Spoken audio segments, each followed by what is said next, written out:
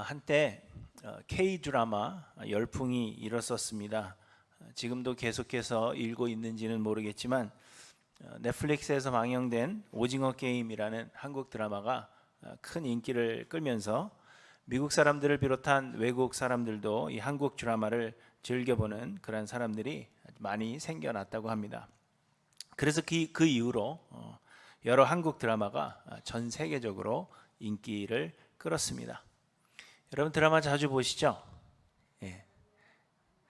뭐 보세요? 요즘 뭐가 재밌습니까? 너무 많아서 말할 수 없다는 그런 말씀이셨는데, 저는 이 한국 드라마가 환생, 퇴마, 접신, 불륜, 폭력 이런 것들을 주로 주제로 하기 때문에 사실 잘 보지는 않는데요. 사람들 중에는 재미있는 드라마가 한 편 끝나면 이제는 무슨 재미로 사나, 이젠 뭘 보면서 사나, 이렇게 말씀하시는 분들이 있습니다. 그리고는 또 다른 드라마를 찾아보는 것입니다. 그러다가 스토리 전개가 마음에 들지 않거나 배우의 연기가 마음에 들지 않으면 그냥 안 보면 될 것을 작가나 배우를 욕하는 그 일에 열중을 내는 그런 사람들이 있습니다. 그리고 이쁜 여자가 나오면 저 여자는 성형을 어디를 했네, 이번에 또 바뀌었네, 뭐 이렇게 하시면서 욕하는 데 열중을 내시죠. 이거 내 이야기인데 이렇게 생각하시는 분들이 혹 여기에 계실지 모르겠습니다. 만약 이것이 내 이야기다 라고 생각하시는 분이 계신다면 빨리 정신을 차리시기를 바랍니다. 이런 분들은 드라마 보는 재미로 사시는 분들입니다. 그런데 우리 사람들에게는 이 세상을 살게 하는 원동력이 제각각 있습니다. 말씀드린 대로 어떤 사람들은 드라마 보는 재미, TV 보는 재미로 사는가 하면 어떤 사람들은 맛있는 음식을 찾아 먹는 그러한 재미로 사는 사람들이 있습니다. 나는 친구 없이는 못 산다 하는 사람도 있고, 또 술 없이는 못 산다 하는 사람도 있습니다. 쇼핑하는 재미로 사는 그러한 사람도 있고요.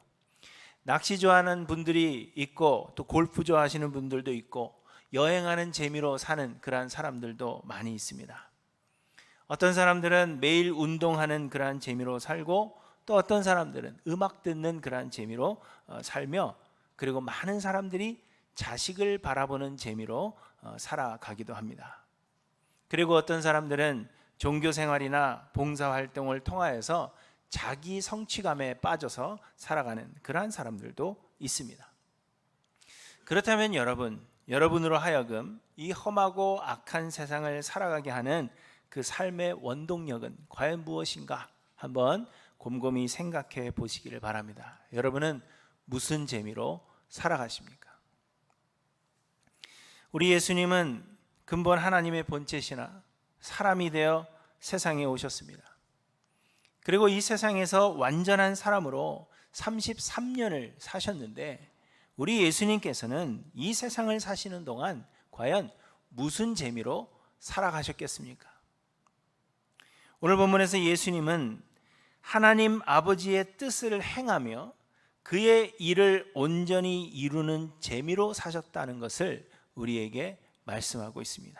다시 말씀드립니다. 예수님은 하나님 아버지의 뜻을 행하며 그의 일을 온전히 이루는 그 재미로 33년을 사셨습니다.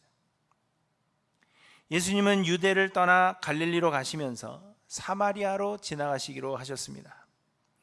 사마리아의 수가성을 지날 때 이제 피곤하셔서 예수님은 야곱의 우물 곁에 앉아 계시고, 예수님의 제자들은 먹을 것을 사러 동네로 들어갔습니다. 그러던 중에 예수님은 사마리아 여자 한 사람을 만나게 되었고, 예수님은 인생의 목마름으로 고통하고 있는 이 여인에게 복음을 전하셨습니다. 곧 예수님이 메시아이시며 예수님이 사람의 속에서 영생하도록 솟아나는 샘물의 근원이 된다는 것을 말씀하신 것입니다. 그런데 그 사이에 음식을 사러 갔던 제자들이 돌아왔고, 이 여인은 메시아를 만난 그 기쁨으로 인하여 동네로 들어갔습니다. 그리고 예수님의 제자들은 예수님께 음식 드실 것을 권합니다. 하지만 예수님이 말씀하십니다. 내게는 너희가 알지 못하는 먹을 양식이 있느니라. 제자들이 말하죠. 그 사이에 누군가가 잡수실 것을 갖다 드렸는가? 그렇게 생각하고 있을 때 예수님께서 또 말씀하십니다.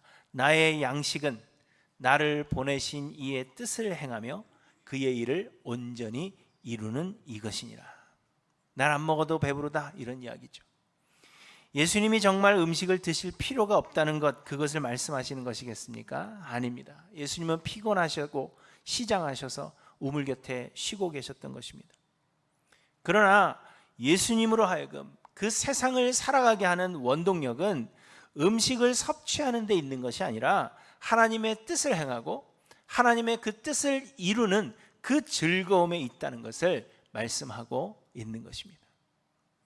예수님은 먹기 위해 사시는 것이 아니라 하나님의 뜻을 행하고 이루는 그 즐거움을 위해서 드시는 것임을 말씀하셨다는 것입니다. 예수님은 해갈되지 않는 목마름으로 인해 고통하고 있던 한 여인을 만나셨습니다. 사실 예수님은 이 여인을 만나시기 위해서 유대인들이 꺼려 가지 않는 사마리아를 통과하셔야 했던 것입니다. 그리고 이 여인을 만나서 이 여인의 목마름을 해소해 주셨습니다. 사마리아 여인은 구원이시며 세상의 주인이요 주관자 되시는 그리스도 예수를 만났습니다. 더 이상 스스로 그 목마름을 해결하기 위해서 남자들을 의지하거나 혹은 세상의 그 어떤 것을 의지해야 할 필요가 없어졌습니다. 이 여인은 그리스도를 만났고 구원주를 만났고 목마르지 않게 하는 생명의 물이 되시는 예수님을 만났고, 그래서 그 기쁨에 물동이를 버려두고 마을로 뛰어 들어갔습니다. 그래서 예수님은 지금 잃어버린 양을 찾은 그 목자의 기쁨, 잃어버린 동전을 찾은 그 한 과부의 기쁨, 그리고 집 떠난 자녀가 돌아온 그 아버지의 기쁨으로 충만하셨다는 것을 말씀합니다. 예수님이 말씀하셨습니다. 이와 같이 죄인 하나가 회개하면 하늘에서는 회개할 것 없는 의인 99을 인하여 기뻐하는 것보다 더하리라. 이와 같이 죄인 하나가 회개하면 하늘에서는 기쁨이 충만하다는 것입니다. 여러분, 이처럼 하나님의 기쁨은 죄인 하나가 회개하는 것입니다. 에스겔 18장 22절에 보시면 나 주 여호와가 말하노라 내가 어찌 악인의 죽는 것을 조금인들 기뻐하랴 그가 돌이켜 그 길에서 떠나서 사는 것을 어찌 기뻐하지 아니하겠느냐, 이렇게 말씀하십니다. 또 디모데전서 2장 4절에 보시면 하나님은 모든 사람이 구원을 받으며 진리를 아는 데에 이르기를 원하시느니라, 이렇게 말씀하십니다. 하나님이 어떻게 기뻐하십니까? 우리가 하나님을 어떻게 기쁘게 해드릴 수 있습니까? 우리의 삶의 어떤 성취를 통해서 하나님을 기쁘시게 해드리는 것이 아니라 하나님의 기쁨은 죄인 하나가 회개하고 돌아올 때 하나님은 기뻐하신다는 것입니다. 여러분, 이 하나님의 뜻을 이루는 것이 그래서 예수님의 기쁨이며, 그래서 예수님은 하나님의 이 뜻을 이루는 그 재미로 사셨다는 것을 말씀하고 있는 것입니다. 예수님이 굳이 유대인들이 가지 않으려고 꺼리는 사마리아를 통과하셔야 했던 그 이유를 우리에게 말씀하고 있는 것입니다. 그렇다면 사랑하는 성도 여러분, 하나님의 그 부르심의 은혜를 받아 예수 그리스도의 제자된 우리들도 하나님의 이 뜻을 이루는 그러한 재미로 사는 것이 마땅함을 우리에게 말씀하고 있는 것입니다. 그런데 여러분은 무슨 재미로 세상을 사십니까? 드라마 보지 말란 이야기 아닙니다. 세상의 모든 재미를 거부하고 그저 전도만 하고 살라, 그런 것도 결코 아닙니다. 여러분, 세상을 즐기십시오. 재미있는 것을 찾아서 행하십시오. 전도서의 저자는 말합니다. 세상의 모든 것이 헛된데 사람마다 먹고 마시는 것과 수고함으로 낙을 누리는 그것이 하나님의 선물인 줄 알았다, 그렇게 이야기하고 있습니다. 다만 무엇을 하든지 복음 전파의 기회를 살피고 영혼 구원하는 일에 집중하라는 것을 우리에게 말씀하고 있는 것입니다. 예수님도 먹고 마시셨습니다. 예수님도 죄인들과 함께 많은 시간을 함께 보내셨습니다. 예수님이 그 죄인들과 함께 하시면서 그저 계속 전도만 하셨겠습니까? 복음 전파만 계속 하셨을까요? 말씀만 계속 전하셨겠습니까? 아닙니다. 사람 사는 이야기도 하셨겠죠, 물론. 그러나 예수님은 항상 그 복음 전파의 기회를 살피셨으며 그 영혼이 회개하고 돌아오기를 간절히 소망하셨습니다. 그래서 예수님은 죄인들을 회개시키셨으며 그들을 변화시키셨던 것을 우리에게 보여주십니다. 예수님은 하나님의 그 뜻을 이루는 재미로 세상을 사셨기 때문입니다. 그러므로 사랑하는 성도 여러분, 우리도 죽어가는 영혼을 구원하는 그 재미, 하나님의 진노의 심판 앞에 선 자들을 구원하는 그 기쁨으로 살아가시는 저와 여러분들 되시기를 간절히 소망합니다. 우리는 무슨 재미로 살고 있는가? 무엇이 나의 삶을 살아가게 하는 원동력인가? 여러분 돌아보시고 예수님이 사셨던 그 재미, 영혼을 구원하는 그 기쁨으로 하루하루를 힘차게 살아가시는 저와 여러분들 되시기를 간절히 소망합니다.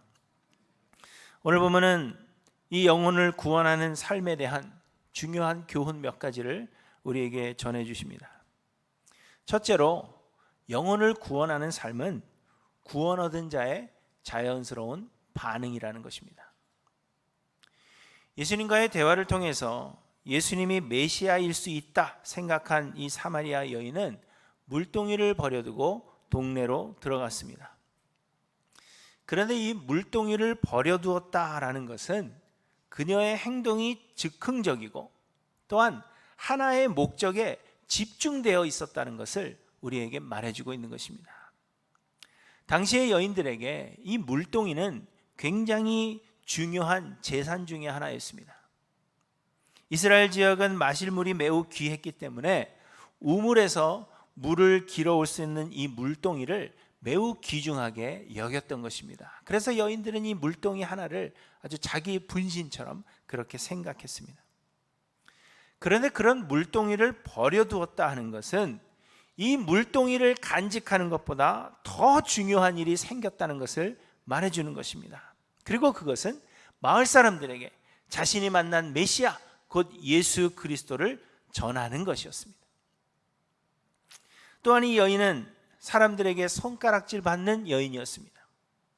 이 여인은 남편이 5이나 되었고 지금 함께 살고 있는 남자도 남편이 아닙니다. 이유가 어찌 되었든 사람들은 이 여인을 못마땅하게 생각했고 음란하고 부정한 여인으로 생각하여 그 여인에게 손가락질을 했습니다. 그래서 이 여인은 다른 여인들과 만나는 것을 꺼렸으며 아무도 물길로 오지 않는 그 시간에, 그리고 자기가 사는 곳에서 조금 더 멀리 떨어진 그 우물로 물을 길러 다녔던 것입니다. 그런데 그러했던 여인이 물동이를 버려두고 마을로 뛰어 들어갑니다. 그리고는 내가 행한 모든 일을 내게 말한 사람을 와서 보라, 이렇게 이야기합니다. 그저 신기한 사람이 있다, 특별한 사람이 있다, 내가 그리스도를 만났다, 그렇게 이야기하는 것이 아니라 내가 행한 모든 일을 나에게 말한 사람을 와서 보라, 이렇게 이야기한다는 것입니다. 내가 행한 모든 일이라는 것은 그동안 이 여인을 마을 사람들에게서 멀리 떨어지게 만들었던 그 일을 의미하는 것입니다. 남편이 5이나 되고 지금 같이 사는 남자도 남편이 아닌, 결코 입 밖으로 내고 싶지 않았던 그 창피한 자신의 과거를 자기의 입으로 이야기하고 있는 것입니다. 하지만 이 여인에게는 이제 그러한 사실보다도 더 중요한 일이 생겼습니다. 그것은 곧 자신이 만난 그리스도, 구원주 예수를 사람들에게 소개하는 그 일이었다는 것입니다. 그런데 여러분, 이것은 누가 시킨 것이 아니었습니다. 혹은 이 여인이 곰곰이 생각해보고 무엇이 나에게 이로울까, 그것을 계산하여 취한 행동도 결코 아닙니다. 예수님은 이 여인에게 내가 가서 이제 전하라, 그렇게 말씀하지도 않으셨고 이 여인에게는 깊이 생각해 볼 그런 시간도 주어지지 않았습니다. 다만 예수님께서 자신의 행한 일들에 대해서 너무도 자세하게 알고 계시고 또 예수님 자신이 메시아라, 곧 그리스도라 말씀하실 그때에 그 사실이 믿어지자마자 즉흥적으로 반응되어진 것임을 우리에게 말씀하고 있는 것입니다. 그래서 이 여인은 물동이를 버려두고 마을로 뛰어 들어갔습니다. 사람들의 시선과 손가락질을 두려워하지 않고 말했다 하는 것은 그리스도를 전하는 것이 그리스도를 만난 사람들에게서는 자연스럽게 흘러나오는 반응일 수밖에 없다는 것을 우리에게 말씀해 주고 있는 것입니다. 여러분, 구원은 하나님의 선물이라 했습니다. 구원은 우리가 믿기로 선택하면 하나님께서 우리의 믿음을 보시고 이 믿음이 참 믿음인가 거짓 믿음인가 그것을 확인하신 뒤에 구원을 결정하시는 것이 결코 아니라고 했습니다. 하나님은 구원하실 자들을 예정하셨고 예수 그리스도를 보내사 십자가에 달려 죽게 하심으로 하나님께서 택하신 자들에 대한 대속제물이 되어주셨습니다.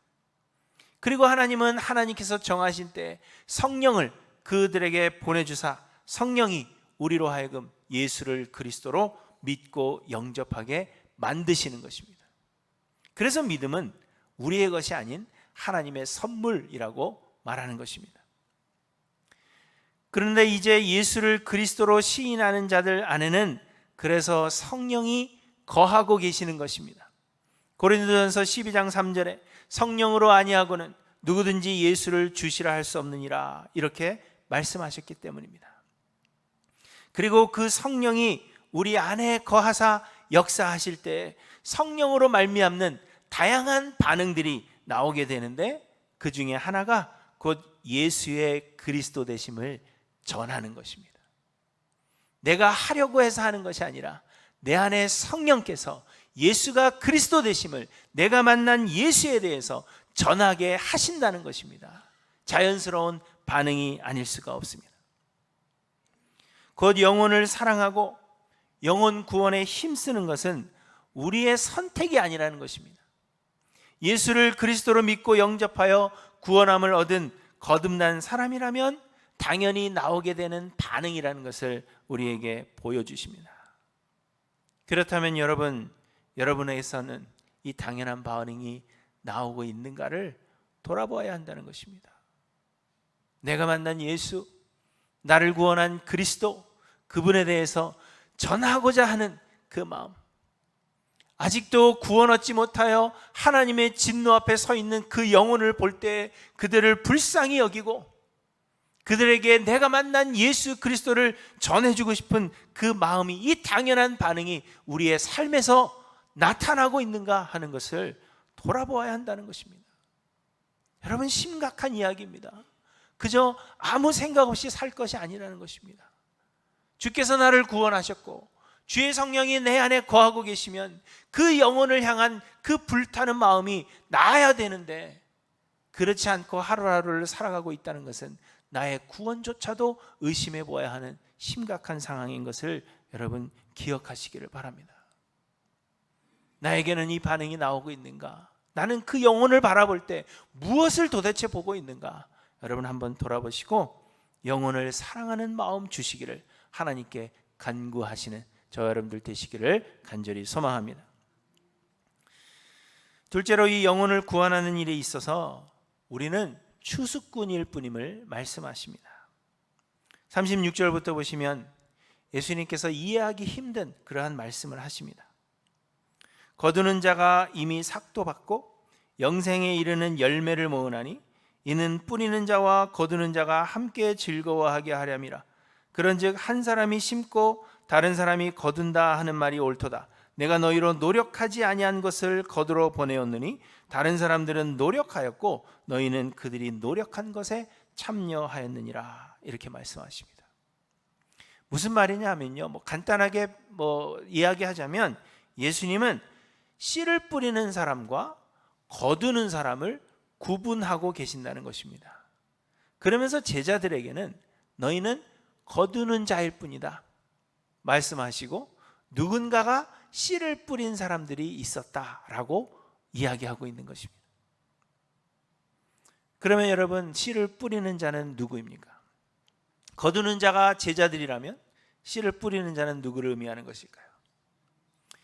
씨 뿌리는 자가 누구인지는 정확하게 알 수가 없지만 대부분의 신학자들은 예수님께서 세상에 오시기 전에 활동했던 구약의 선지자들을 의미하는 것으로 생각합니다.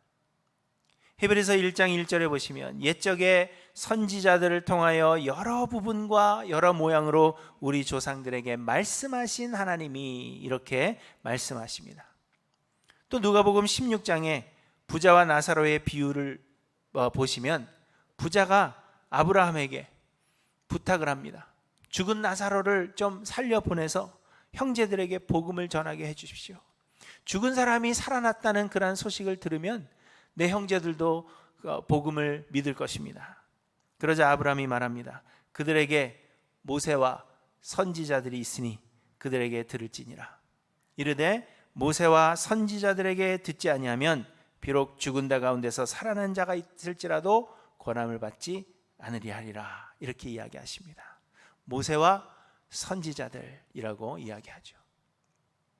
예수님이 세상에 오시기 전까지 활동하던 선지자들은 씨를 뿌리는 자들이었습니다. 그 예수님이 오시기 전까지 그때가 씨를 뿌리는 시대였다면 예수님이 오신 이후로 지금까지는 하나님의 그 언약이, 구약의 선지자들을 통하여 말씀하신 하나님의 그 언약이 예수 그리스도로 인하여 성취된 때이기 때문에 이제는 거두는 시대가 된 것을 말씀하고 있는 것입니다. 그래서 이제 우리는 거두는 자들입니다. 그런데 예수님은 이 거두는 자들이 노력하지 아니한 것을 거둔다, 그렇게 말씀하십니다. 너희는 노력한 것이 없다, 그냥 거두기만 하면 된다, 이렇게 말씀하시죠. 이는 거두는 수고를 하찮게 여기는 것이 결코 아닙니다. 다만 영혼을 구원하는 일은 우리의 노력이나 능력, 그것을 필요로 하지 않는다는 것을 말씀하시는 것으로 하나님이 이미 다 행하셨고 우리는 그저 추수하기만 되면, 거두기만 하면 되는 추수꾼들이라는 것을 우리에게 말씀하고 있는 것입니다. 사마리아 여인은 물동이를 버려두고 마을로 들어가서는 사람들에게 이렇게 이야기합니다. 내가 행한 모든 일을 내게 말한 사람을 와서 보라, 이는 그리스도가 아니냐, 이렇게 말합니다. 그런데 여기서 이는 그리스도가 아니냐라는 그 말은 헬라어의 문법상 그리 확신에 찬 문장이 아니라고 합니다. 그 사마리아 여인은 내가 그리스도를 만났다, 여기에 그리스도가 있다, 예수님이 그리스도다 라고 확신 있게 선포한 것이 아니라 내가 행한 모든 일을 알고 있는 이 사람을 보니까, 내가 행한 모든 일을 알고 있다면 혹 이 사람이 그리스도가 아니겠느냐, 그리스도일지도 모른다, 이렇게 사람들에게 너희들이 와서 확인해 보라, 그렇게 이야기하고 있는 것을 보게 됩니다. 무슨 얘기인지 아시겠죠? 확신에 차서 예수는 그리스도다, 나는 그리스도를 만났다가 아니라 이 사람 좀 이상한데, 이 사람 좀 특별한데 그리스도일지도 모른다, 와서 확인해 보라, 그렇게 이야기했다는 것입니다.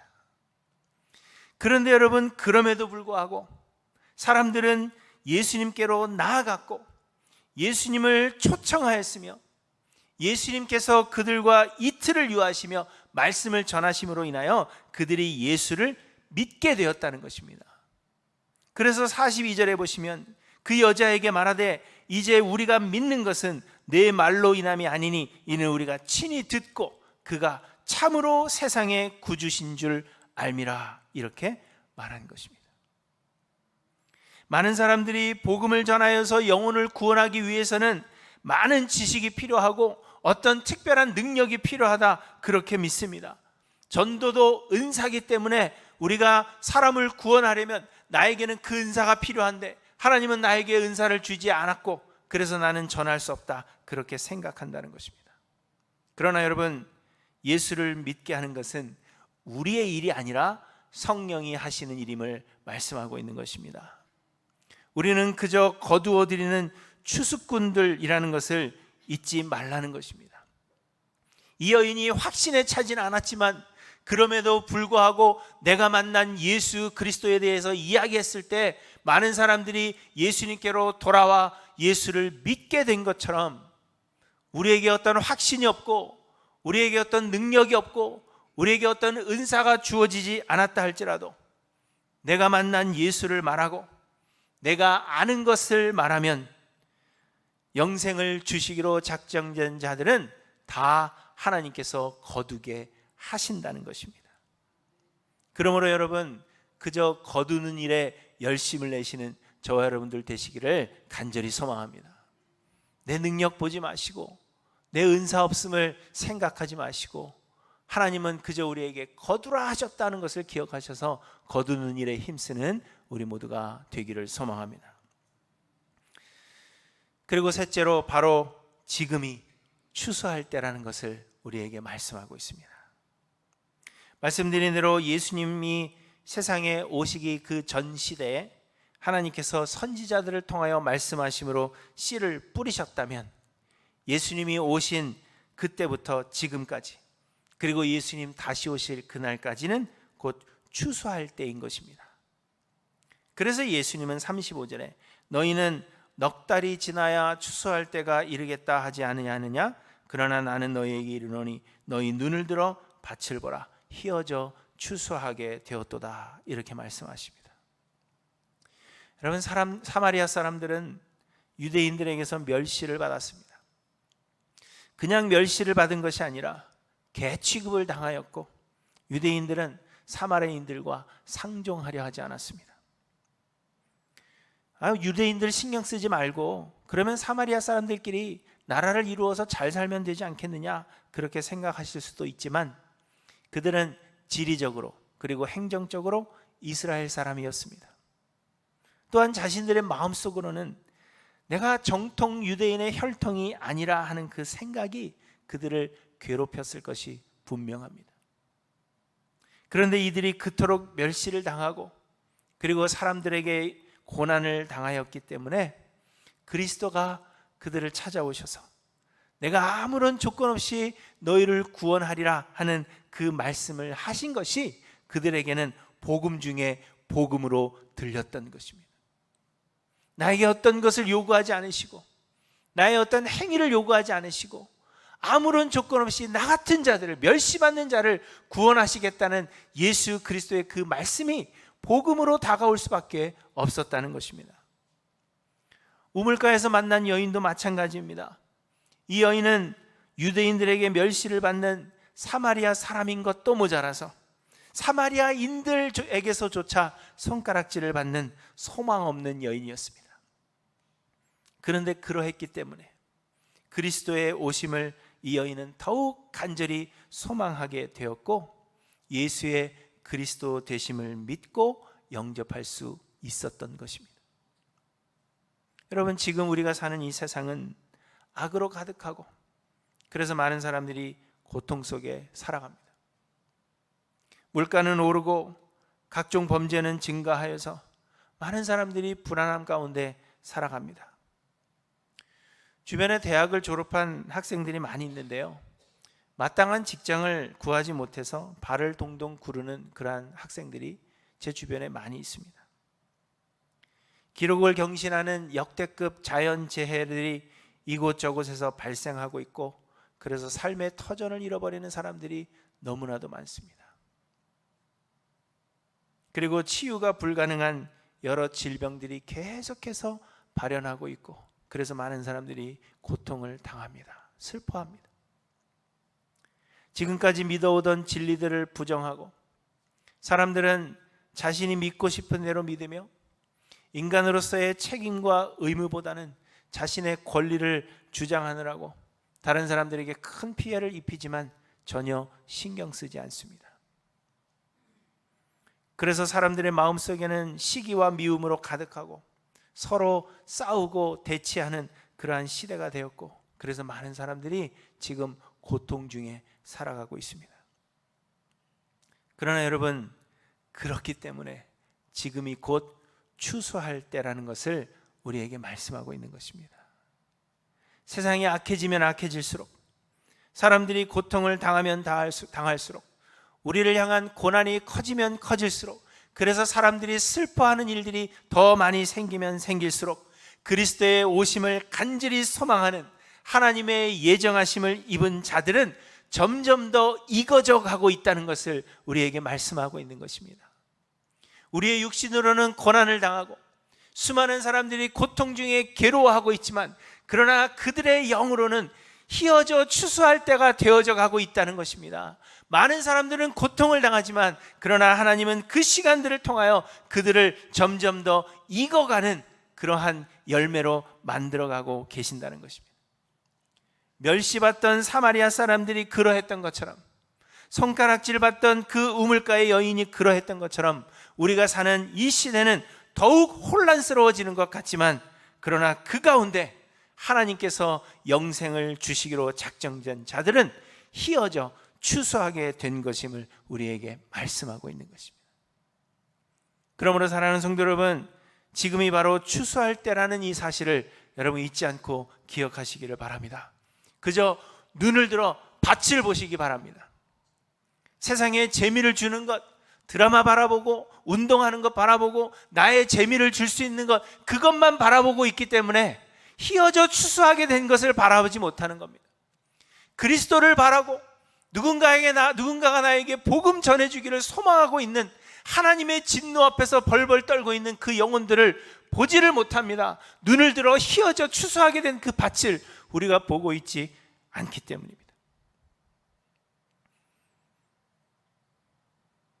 여러분, 세상에 수많은 사람들이 그리스도를 필요로 하고 있습니다. 많은 사람들이 고통을 당하며 세상적인 것을 바라보는 것 같지만, 그러나 그 가운데는 구원 얻기를 소망하고 있는 그러한 사람들이 많다는 것을 여러분 기억하셔야 합니다. 우리의 능력이 필요한 것이 아니며 하나님께서 모두 하십니다. 우리는 그저 거두어드리는 추수꾼이라는 것을 여러분 기억하셔서 희어져 추수할 때인 지금 부지런히 일하시는 저와 여러분들 되시기를 간절히 소망합니다. 눈을 들어서 밭을 바라보십시오. 희어져 추수할 때가 된 그 영혼을 바라볼 줄 아는 우리 하일랜드 교회 성도님들 되시기를 간절히 소망합니다. 사랑하는 성도 여러분, 다시 한번 질문합니다. 여러분은 무슨 재미로 사십니까? 여러분으로 하여금 이 세상을 살아가게 하는 그 원동력이 과연 무엇입니까? 그저 우리가 드라마 보는 재미로 살고, 맛있는 음식 먹는 재미로 살고, 사람들 만나서 노는 그러한 재미로 사는 것이라면, 주님 만나는 그날에 우리가 주님 앞에 섰을 때 여러분 슬퍼하지 않으시겠습니까? 예수님은 하나님의 뜻을 행하며 하나님의 일을 온전히 이루는 그 재미로 사셨습니다. 예수님은 영혼을 구원하는 그 재미로 세상을 사셨습니다. 그리고 제자 삼으신 우리들도 동일한 재미로 세상을 살아가기를 하나님은 원하고 계십니다. 영혼을 구원하는 일은 선택사항이 아니라 거듭나고 구원 얻은 자에게서 나타나는 자연스러운 반응입니다. 우리는 영혼을 구원하는 일에 있어서 거두는 자일 뿐이며, 그래서 누구나 할 수 있는 일이고, 그리고 지금이 바로 희어져 추수할 때인 것을 기억하시기 바랍니다. 사랑하는 성도 여러분, 여러분에게는 그 영혼을 사랑하는 마음이 있으십니까? 하나님의 진노의 심판 앞에 서 있는 영혼을 불쌍히 여기는 마음이 있는가를 돌아보십시오. 그리고 그 마음 주시기를 하나님께 간구하시기 바랍니다. 그래서 사마리아를 지나 갈릴리로 나아가기를 기뻐하시는 저와 여러분들 되시기를 간절히 소망합니다. 여러분, 세상은 악하고 우리에게 재미를 주지 못하는 그러한 세상이지만, 그럼에도 영혼을 구원하는 그 재미로 하늘나라의 기쁨으로 충만하셔서 이 한평생 힘차게 살아가는 하일랜드 교회 모든 성도님들 되시기를 주님의 이름으로 간절히 축원합니다. 기도하십니다.